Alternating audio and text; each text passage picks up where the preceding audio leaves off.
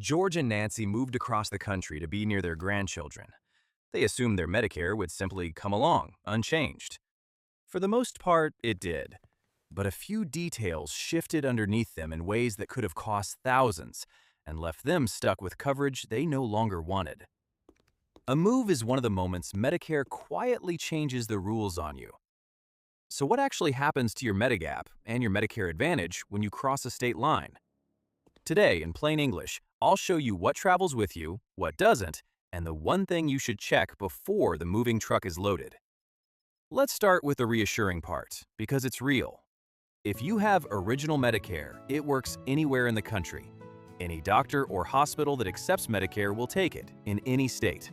And a standard Medigap supplement generally keeps working too.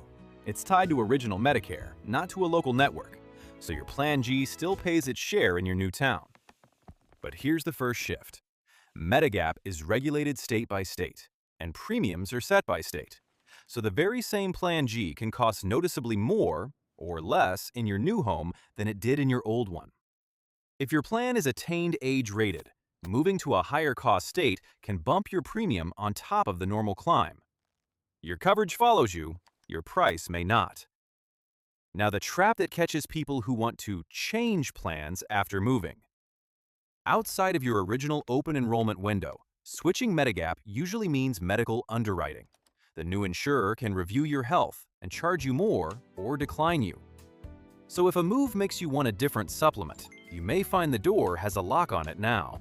That's why the time to get the plan you want is at the start, not after a cross-country move at 78. And here's a detail almost nobody warns you about.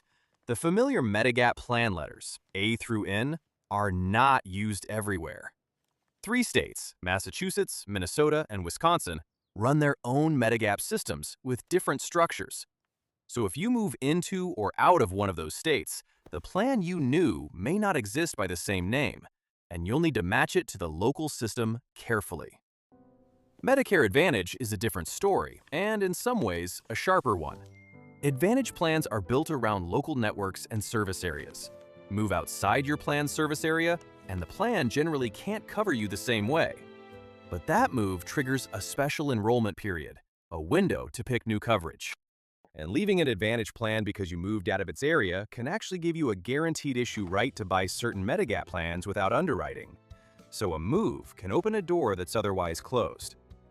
So why doesn't anyone hand you this checklist before you move? Follow it calmly. It's not hidden. It just falls between the cracks. Moving is chaos. Medicare isn't on the list next to the movers and the mail forwarding. And each piece, Original Medicare, Medigap, Advantage, Part D, has its own rules that only surface when you trip over them. No single person is responsible for warning you, so most people learn these rules by accident, after the fact. A little planning up front replaces all of that stress. Have you moved states on Medicare, or are you planning to?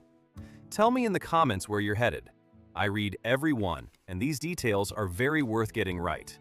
So here's what to do before you move. If you have Medicare Advantage, confirm whether your plan covers your new area, and if not, learn your Special Enrollment Period and your Medigap guaranteed issue rights, because that door may be open only briefly. If you have Medigap, check what the same plan costs in your new state, and whether you're moving into Massachusetts, Minnesota, or Wisconsin, where the whole system is different. And whatever you do, don't drop coverage before the new coverage is confirmed in place. The best free help for this is your state health insurance assistance program. And here's a tip. Call the ship in the state you're moving TO, because they know the local plans and rules. You can reach them or Medicare at 1-800-MEDICARE. No commission, no sales pitch. Because a move is supposed to be about getting closer to the people you love, not about accidentally losing coverage or getting locked into a plan you can't leave.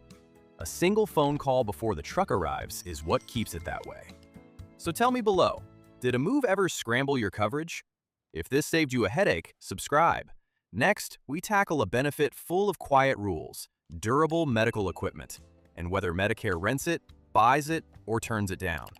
This is general information, not financial advice, and we are not affiliated with Medicare. Always check your own situation. I'm glad you're here. I'll see you in the next one.